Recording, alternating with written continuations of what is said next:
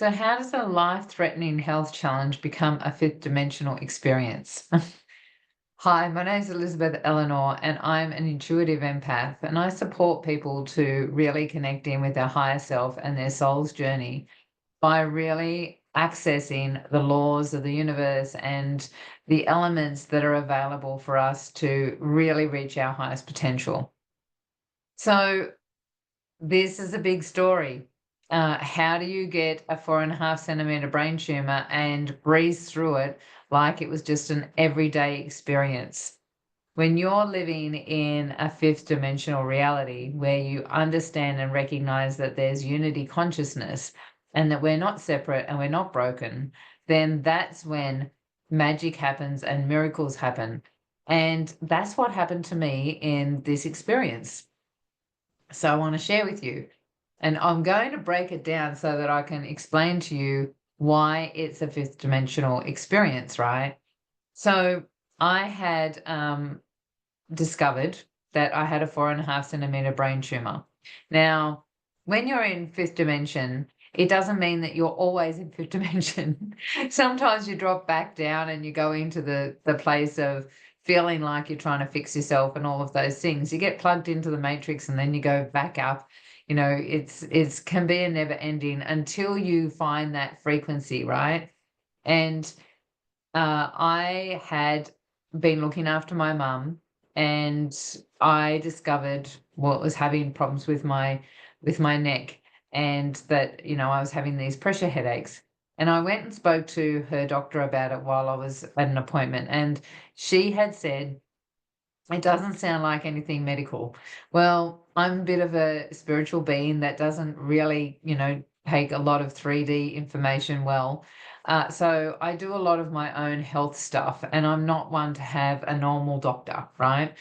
So when she said that, and being a remedial massage therapist all my life is my profession, I took that on and went, okay, so maybe it's something structural. So I started checking all these other ways of fixing it. So I went to a chiropractor, massage, acupuncture, you name it, I was doing it. I went to a functional dentist thinking it was my jaw.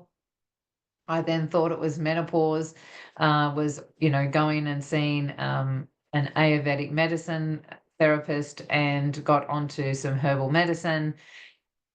I saw a medical intuitive, you know, I had so many things because it was actually quite intense.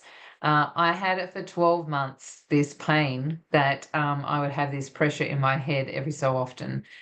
And I even the best it got, so it actually started decreasing some of the symptoms. I went wheat and dairy free and cleaned up my diet and alkalized my water. And the best it got was when we were in isolation for the world crisis that we all went through. And I was walking around the property that I was on and dunking in freezing cold. I think it was like 15 degrees water in a pool, and that was a time when it was getting, there was hardly any symptoms whatsoever. And then it gets to Christmas and we're all able to go out and do things, and I have this moment where I nearly fainted. And it happened again a second time, and my daughter was with me, and she had her words of, "Mum, can you go and see what it is, and then you can do your own thing," right? She said a little bit more harsh than that. And so the next day I had it again, and I was at home by myself, and I went, "Okay, better go and do something about this," right? So this is where the magic starts, because already in alignment with the frequency of connection, right? So when you go into that space of connecting with the universal frequencies that are there and available to us, and we recognize ourselves as not separate from it, that's when you can go into flow. And my soul definitely had to have this experience for whatever reason. You can try and work it out maybe if you want to, and you can go into all the things of it was on my left side and blah, blah, blah. And I've had people say that it was an activation of a deeper part of my third eye, all these things, right? What happened was, though, as I said, I'm not into doctors myself. So I just looked up the closest doctor and just happened. So here's the synchronicities, right? People say these are coincidences. Coincidences are when you are in the space of seeing yourself as separate. Synchronicities are when you're connected and you're aware that you're at that frequency, you're in flow with the universe. So this synchronicity was, I reached out, looked on online, saw the closest doctor, ring up. Now this is still in, COVID times, and it was hard to get into doctors and stuff. I got into a doctor that day, and I just happened to book in with a doctor that had done 5 years in neurosurgery prior to being a GP. What are the odds, right? So I walk in because I've heard people that have had years and years of not being diagnosed properly.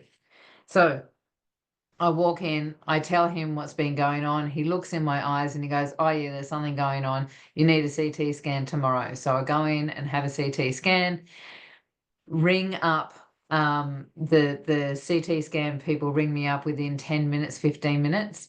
And they're like, "You need to come and get your scans and go to emergency straight away," right? So I have to go to the GP again first, and he said, "There's no way." He said, "By the way, you've got a 4.5 centimeter brain tumor, which apparently is about the size of a piece of fruit." I'm like, Now what's really interesting about this? Most people go into the space of, you must have been terrified. You must have I was sitting in a cafe when I got the phone call. You must have, I want you to think, what would your first reaction be when you hear that you've got this piece of fruit in the back of your head, right? What would your first reaction be? And what would you do? Most people spiral. I'm not joking. The very first thing that came into my head was like, "Oh, bugger." Like, there is something going on, right? So I go to the GP, and he says, "Look, you're going to have to go and pack your bags, and you're going to have to get someone to take you because I'm not letting you drive from now on, and you're going to have to go in and stay overnight because there won't be a neurosurgeon in emergency on a Friday afternoon." Well, who turns up on a Friday afternoon but a neurosurgeon? Actually, the registrar of one of the best neurosurgeons in the area, right? He does all these tests. He looks at me and he goes, "How does someone like you get a piece of fruit in the back of their head? You should be presenting with balance and coordination issues, seizures, or blackouts, right? And you've got pressure headaches. Like, that's crazy." So he let me go home. Now, straight away, I've got to tell you, the very first thing that I did, because I've had a 15 centimeter fibroid before and I've gone through a big health crisis before. I am doing 375 days on 365 days, a whole year, on on YouTube. So I've already told that story if you want to go back and check it out. And just before I forget, because I generally do, if you're interested in following my journey and being on this path with me throughout the year, then please hit subscribe and the bell so that you get notifications of when we're doing this live. So he let me go home. Now, the very first thing I did, as soon as I found out, was I tuned in. Bang. I was in my mode. I was in with my higher self. I knew that this was a big deal, that here I go again, right? I had to look at all of the things and the pieces, and I just tuned right in to that vibration of fifth dimension. Where do I go? What do I do?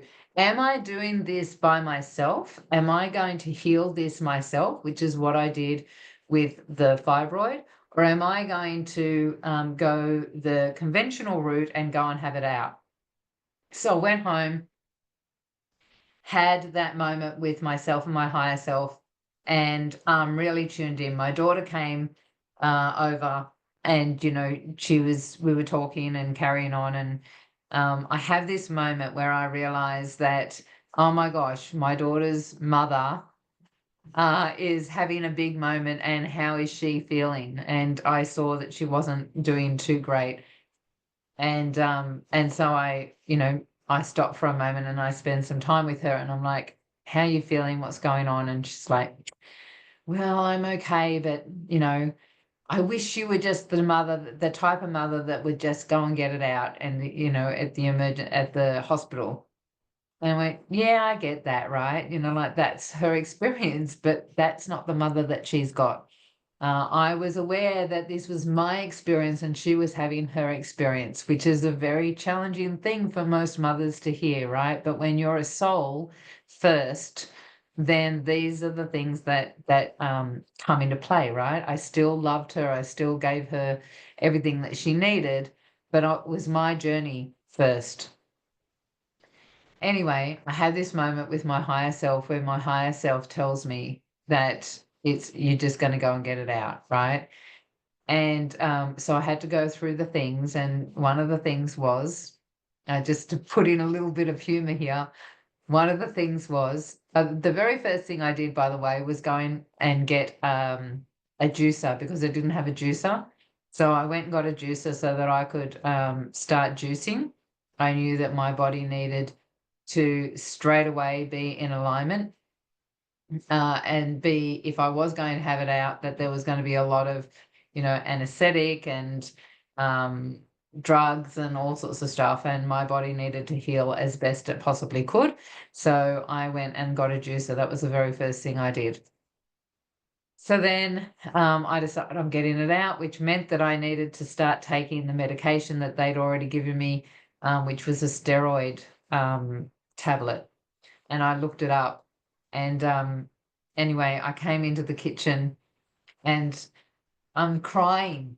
I'm crying because I've got to take these steroid tablets. And my daughter Carly says to me, "You are the weirdest woman I've ever met." And I said, "Why is that?" And she said, "You find out you've got a 4.5 centimeter brain tumor, and doesn't phase you whatsoever, but taking some tablets that have got steroids in them makes you burst into tears." And I'm like, yeah, never thought of that, right? Anyway, so I go in on Monday, and here's some more magic, right? The whole thing was absolutely phenomenal. Such an amazing experience. So I go in on the Monday and I totally forget. So my business mentor says to me, "There's no way you're going to be able to come back. You're going to have 2 or 3 months off." And I was literally just about to start my signature offer course called Conscious Creator Circle. It was starting in January. So this is in January. And so I already had 20 women ready to jump into that. But some of them had paid. I'd been having some problems with the payment plan platform that I was using, and someone had spoken to me about a thing called Stripe, which is similar to PayPal, right? And so I decided I was going to use that, right? Anyway, I go into the hospital and realize I've forgotten all my chemical free. I do, health stuff. I forget all my chemical free stuff. And I go in and go to have a shower, and someone's left Manuka honey shampoo and conditioner in the cubicle. So I'm able to use that rather than their chemicals, right? So tick. I then am sitting on my bed waiting for, they had to do an MRI, so they had to shave bits of my hair and all the things. I got to keep all my hair except for the bit at the back. And I'm sitting there and I get this email from Stripe. And I'm like, oh, I'm going to use that when I get out. So I'll check it out, because I'd been seeing them but never taken any notice, right? And it says, "We need you to identify yourself." So I'm like, oh, well, I'm going to use it when I get out of here. And I've got my purse here. So I pulled out my license and put it on the bed next to me and took a photo and did the thing, and off I go and I start scrolling again. Next thing I know, I get another email to say that now that you've verified yourself, we need to give you your payout. I had $12,990 put into my account while I'm sitting there, and I've just found out I've got to have 3 months off. I have a 5-figure payout out of nowhere, had no idea it was coming, didn't know that it was there. And you may ask, how did that happen? To give you I'm not one that's big on, checking my finances and all of those things. I had women paying me for 12 months through Stripe, and it was connected to my accounting software, so it was being reconciled by my accountant, but it wasn't being connected. It hadn't been connected to my bank account, and so the money wasn't being transferred through. So I have this payout come out, right? Then I have to go for the operation. The nurse that I have her name's Angel, no abbreviation. The nurse that I opened my eyes to after the operation, her name was Crystal. The surgeon said that she opened up my head and it popped out at her. She got the whole thing.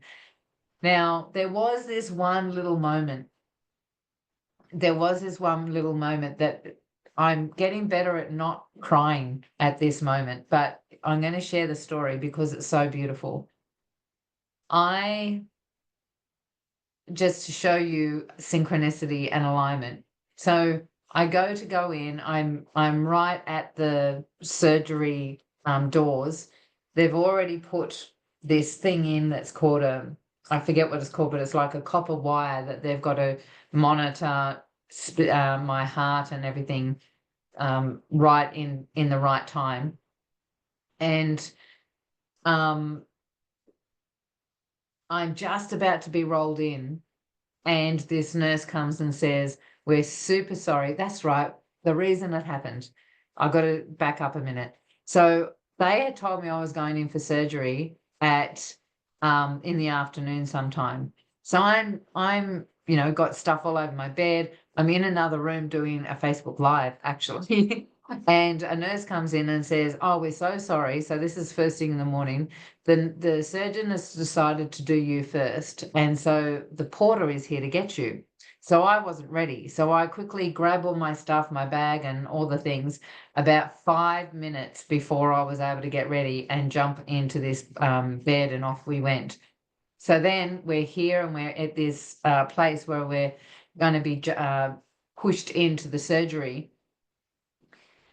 And this nurse comes and says, "We're super sorry, but there's just been an emergency come through, and everyone's tried, and no one can fix this aneurysm that this guy's got, and your surgeon is the last resort.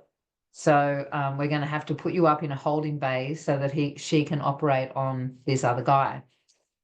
Now, I go into, how did that happen? What did I do wrong? Like, what's going on here?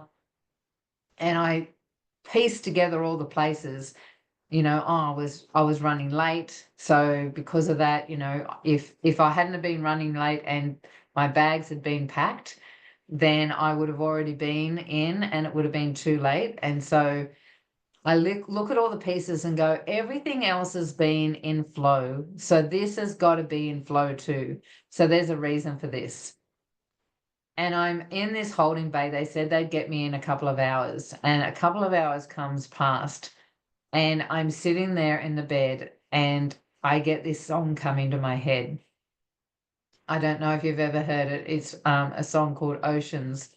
And it's a Christian song, actually, about Jesus helping John come off the water and lead you into deeper waters, right? And it's all about having faith. And because in the scene in the Bible, John is walking on water and then he has a moment of doubt and he starts sinking, right? So it was all about faith. And as soon as I heard that coming into my head, I knew that they were going to come in and say that they couldn't operate on me today. Lo and behold, 15 minutes later, they come in and they tell me that they can't operate, and that because I've got this thing in my arm, I've still got to go into the trauma ward and they'll operate tomorrow. Well, I got the privilege. I'm sure that all of us have at some point helped someone to stay alive in without us even knowing, right? Synchronicities and all of those things. But I got the pleasure of being wheeled right next to this guy that was had the aneurysm,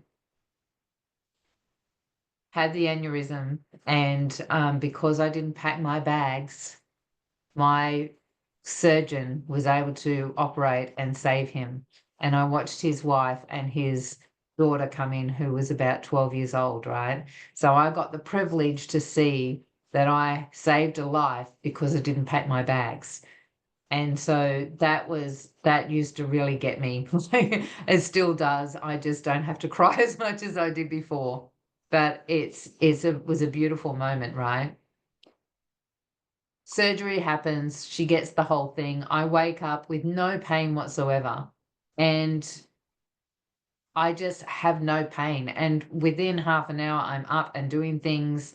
Um, they kept on apologizing to me. They had to have me in the trauma ward for a certain period of time, maybe 2 or 3 days afterwards. I can't remember. They took everything out within, like, there was overnight. It was challenging because they had to keep checking that I was alive and that I was functioning, because it was my brain. So they kept on asking me questions, um, and putting, a light in my eye every half an hour for the first 12 hours. And then it moved on from there. But I haven't got health insurance, and twice I got um, a single room to myself. I was up and doing my own thing and everything taken out, and cleaning and washing myself, and they just kept on coming in saying, "You're healthier than we are." Like, it was just an amazing experience from the very start all the way through. And the reason being is because not once did I go into fear, doubt.